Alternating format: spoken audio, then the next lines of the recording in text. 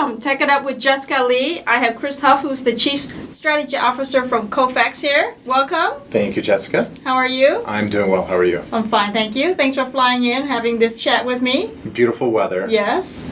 I want to hear more about the space you're in, this robotic process automation, and so much more. Kofax actually has a lot more. So give us a view of what's going on. No, I appreciate that intro because I think it is a lot more than just robotic process automation. Yes. But that's the market that has a lot of hype around it right now. So good that we mentioned that. But Kofax is an enterprise intelligent automation software company that has an RPA product, a really good RPA product, but also bundles it with other automation solutions that are badly needed in the market. So business process management software. We have what we would call Kofax Total Agility, which is a very strong product that helps and is complementary to the RPA solution. But then we also have cognitive capture. Cognitive capture really, well, one, we have 28% of the global market share around it. So this is a bread and butter capability. It really leverages a lot of the natural language processing and the artificial intelligence to move unstructured data, words in an email, sentences in a document, to transform that into structured data, which then allows automated solutions like RPA to then pick it up and automate it. Okay, that's powerful. That's like the foundation underneath. Yeah. It is. Okay. Now, you have a fascinating background that I want to talk about. I'm very interested in hearing because I know you spent 20 years in the government service doing a lot of financial advisory, and you manage $230 billion of money. So talk to us about that journey from there to then Deloitte Consulting and now here at Kofax. I think we all have our stories. So my story really started out with, I just had a passion for public service. At 18 years of age, I enlisted in the Marine Corps, and from that point forward, focused on, as a CFO, financial management operations. Was enlisted for 4 years, then transferred over to officer, and spent the last 16 years as a Marine Corps officer. Left, but not before I learned some really, really critical traits around teamwork, camaraderie, sort of how to lead and manage, which are two totally different things. But I think just being that public servant and having a servant leadership style really allowed me then to excel as I transitioned outside. And then I transitioned into Deloitte. Deloitte was an interesting transition because it's not the Marine Corps. But what Deloitte did allow me to do was much like in the Marine Corps, where as a CFO, I was focused on the assets of a company and how do you get as much bang out of the buck as possible. Well, automation was one of those things that was coming about specifically within the CFO function that really was something that I had an affinity for because you could get a lot of extra mileage out of using automation along with people. And so finding out how to collaborate the two, automation solutions and people, to drive as much value as possible became something I could build a brand around. And so went to Deloitte and helped build their automation business, which included chatbots, RPA, and blockchain. Led that for about 5 years, and then another chapter in the book was to be written, and that was coming over to Kofax. And at Kofax, I came over here because there was a tremendous portfolio of assets, and we talked about some of them at the opening, but that portfolio of assets really set the foundation for the platform, the intelligent automation platform that we're going to market with right now. And that platform is what the market is sort of in the need for as it's growing up right now. And so moving less into the point solution market, more into the platform as an enterprise capability. I'm interested in your experience in the military. There's a lot of characteristics over there, right? You have to be very disciplined. There's certain things that maybe you could share that you could bring over from that chapter to this new chapter. I think one of the things is you always take care of your own. So there's a discipline around always taking care of people. Praise in public, reprimand in private. So small things like that really, really matter. And I think as we move into this age of customer experience and the customer first and foremost, I think it's really, really important to have that servant leader mentality, even at a product company. And maybe 10 or 15 years ago, that wasn't exactly the way a product company would operate. You would have a chief strategy officer that was truly a technician, an engineer by trade. I think that's shifting now because you need to have the customer front and center. So the Marine Corps really sort of instilled those disciplines and those traits around making sure that you take care of your people, and that includes customers, employees, partners, the whole gamut.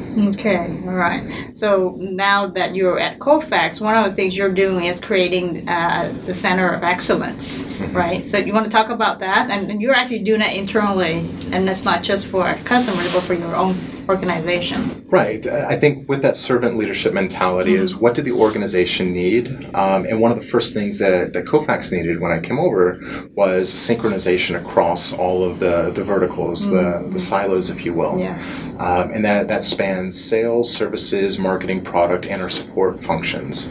The easiest way to do that is to build a center of excellence that supports everybody. And that center of excellence is usually started with those that are very knowledgeable and almost the luminaries within the industry.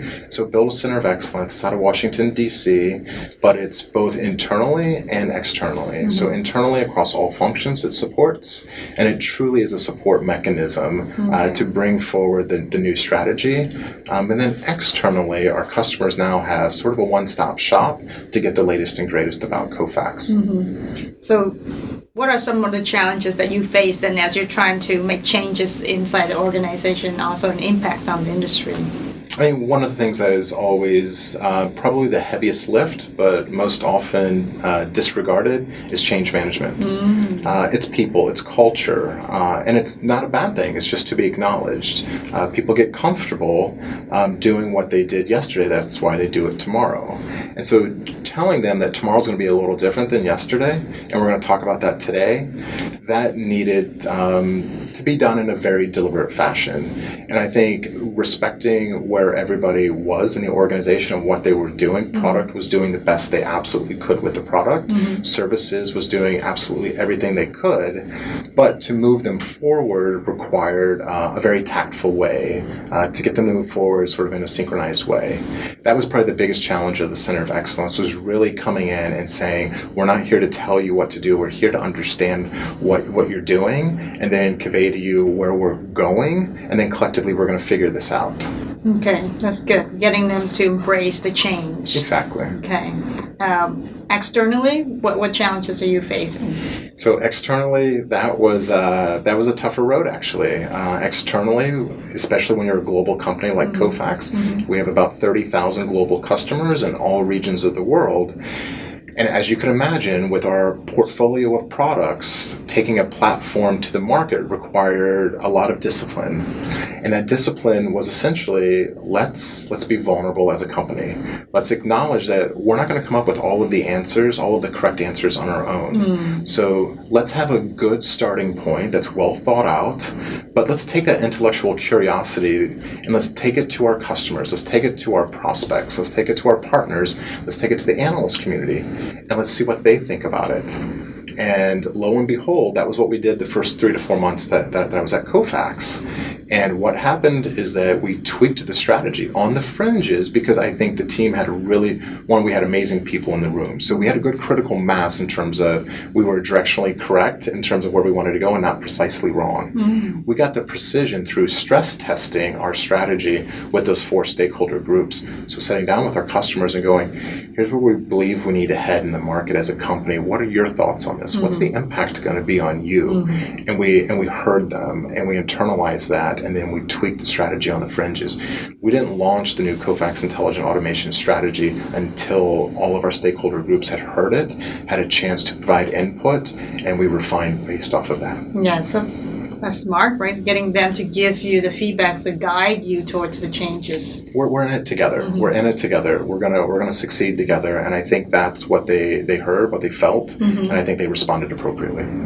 Now, you came over to Kofax fairly recently, and you came over because there's a huge opportunity to make a difference, but also with the authority to make changes too. You want to talk about that? What attracted you to Kofax? So Kofax was born in 1985. It's been around for a while and has found a way to still be relevant today. I mean, it's in the conversations, it's in the RPA conversations with the others. And that is by no accident. Reynolds Bish and Carl Doyle, who Reynolds is the CEO and Carl runs our acquisition strategy, they have done an amazing job of keeping Kofax relevant by reinventing itself at necessary intervals. Well, this is one of the intervals where they acknowledged that there was a need in the market, that the market was growing up around automated solutions, and that they had made so many acquisitions over the years where it made sense to bring it together. I think asking me to come aboard was that acknowledgement that we did want to move in a new direction. We didn't know exactly what it was, but we sensed that the market was growing up. And so let's bring a service-oriented person in to help sort of make this work. But in coming over, there's always the strategy to execution risk. And so when I came over, it was one of the asks of Reynolds for me to come over was, can I have the authority to work across? And he said, Chris wouldn't have it any other way. It's actually a mandate. So it's built into my position that I'm not only a design, but a design and build person, which fits my personality and my entrepreneurial background. So I have the ability to help not just craft the strategy of the company, but also work in that horizontal integration fashion across the EMT functions, working with my colleagues to help support them. And I think that's what's allowed us to sort of turn the ship in a short amount of time. Okay, so we're going to be expecting a lot of great changes and a success, I think, for you and for the company. Yes. So I anticipate great things. A lot of hard work and sweat equity has went into sort of turning the ship. And a ship doesn't turn just because the captain says turn. And so the ship turns Teamwork. Because the whole crew has practiced and they've exercised those muscles, and it's time to go to work. And so I think it is time to go to work. We've spent the last 9 months sort of doing all the training, getting everything down, and now it's time to go to work. We had our first customer strategic advisory board meeting actually just this morning, and this was an acknowledgement to our global customer base that we're moving forward with our new platform, which will be released this quarter, Q2, and they're super excited about it, and we're already talking about all of the new use cases and how it's going to drive enterprise value. Chris, I've learned so much. Thank you for being here on the show to share about Kofax and hearing your personal career journey. It's fascinating. Thank you for having me, Jessica. It was great. Look forward to hearing more success from you and your company. Yes, you will. Promise. And thanks for watching Take It Up with Jessica Lee, Chris Huff from Kofax.